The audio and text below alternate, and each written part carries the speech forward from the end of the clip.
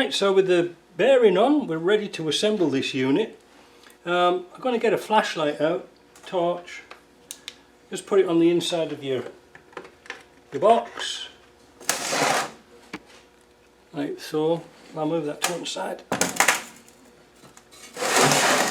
like that, so you can see. Now I'm going to have to turn this round to do this, because I can't line up that hole, because what we've got to do is get this selector shaft to go into there, at the same time we're lining up on that spline. So we'll put a bit of oil on that spline. There we go. We're going to put this into here. So that goes like that, and then I'm going to have to turn this because I can't see. I'm going to turn this around. Then we're going to drop this in, hold it, line up the shaft, get your fingers out of the way if you can. It's a bit tricky because it has a tendency to snap down.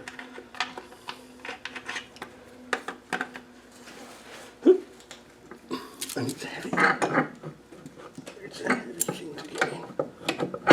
There we go. Get your fingers out. Snaps down. See if they're all still there. So that's good. Now the next bit is the tricky bit, because we've got to do the top cover, the front cover here, which is all nicely cleaned out, and calculate the shim, which we don't know what it is. So we've got a dummy bearing here. This is an old bearing. This one here I've got a cut in it. I've put my proper one down somewhere, but I don't know where it is, but they are the same size. And the idea behind this is we put a shim and then we try and calculate how much height we need to shim up this casing. So what we're going to do in effect is push this dummy bearing in here, like that. See, that fits in nice and snug, right down to the bottom. And then we're going to put it on here, which way it goes up. I don't really need oil on this at the moment because it's not going to turn very much. Oh, wait a minute, I've just noticed something here. There's some silicone in that hole there. Get that out. Right, so that's that cleaned out.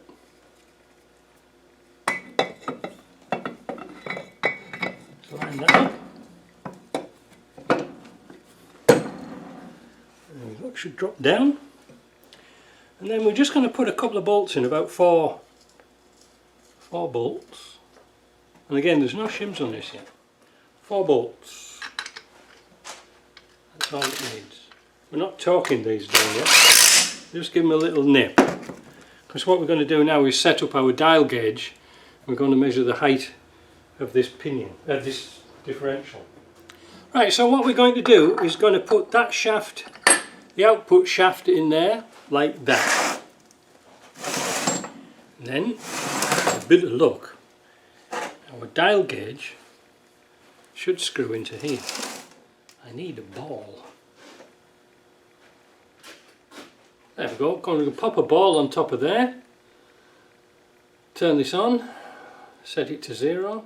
Okay, so now, you probably didn't see that, but I've got the gauge on here. It's set to 0. We've got some pieces of paper and a pen. I never find anything in here. I'll have to use a marker pen, which is just like using a paintbrush. So we've got 0 for heroes, and then we're going to lift up the gear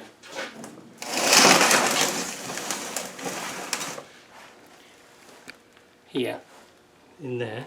We'll lift up the gear, see what the reading is. 2.54. Set that to 0 again. You have to do it a few times because the gauge keeps moving. It would be better with an analog gauge, but I can't get one to fit this device here. 247. 247 minus 5.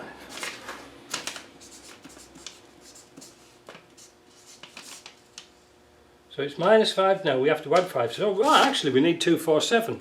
Well, that's not too bad. Let's see if we can find a shim 247 and we'll put it in and find out. Now the beauty about this setup is, with a bit of luck, we don't have to move our dial gauge. Leave it as it is. So we'll push the dummy bearing out.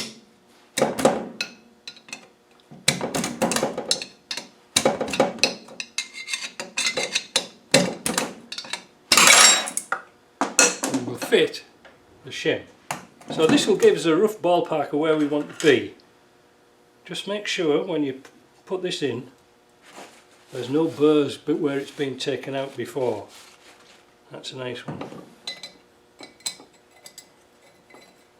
Shim in, and then we'll put this bearing in. Just this one. I think this one's a better one. Yeah, that's a better one. Now we'll put it on.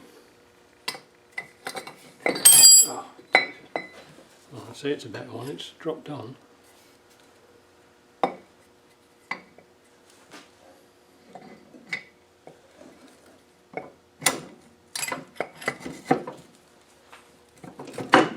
There we go. Tighten it down again. I wish I could stand the camera further back so you could see, but I can't reach the control. Put it on there. Now, why do we use a ball? Well, this side of the ball is going to be the same height as that side of the ball. So when you're turning it round, if you had a cap, it could have some discrepancy on it. Not everything something new every day, don't you? So we put it as close as we can to the top, lock it up, centre it.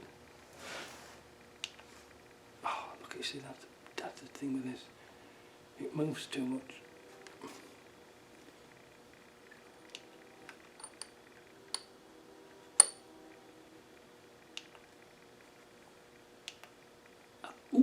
Got it.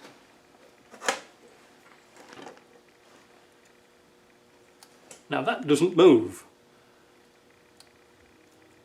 That doesn't move at all. Did we get it right first time?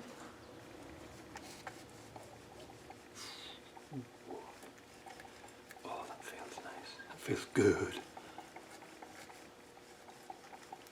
That feels really nice. Doesn't want to be tighter than that. You've got 0.05 millimetre to play with, and that is just lovely.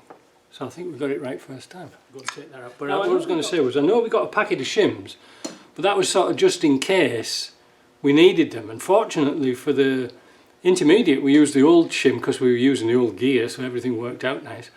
And this one, well, I just happened to have one in stock, so we'll keep that back for another job. But like I say, sometimes we can't quite get it, but I have a collection of shims. And what I used to do in the old days, I used to get JP to knock me a shim up. There, do us a shim chip. And he used to make me a shim, but it was travelling backwards and forwards. Oh, I need one a bit thinner, bit thinner, bit thinner. And sometimes it was easier to take the box down to him. So that's why we came up with, we thought, well, we'll buy shim kits from Ashcroft's just in case, because it saves a lot of time. So let's take that off. Let's put the real bearing back in and have it test it again, but I've got to get that spell out my finger.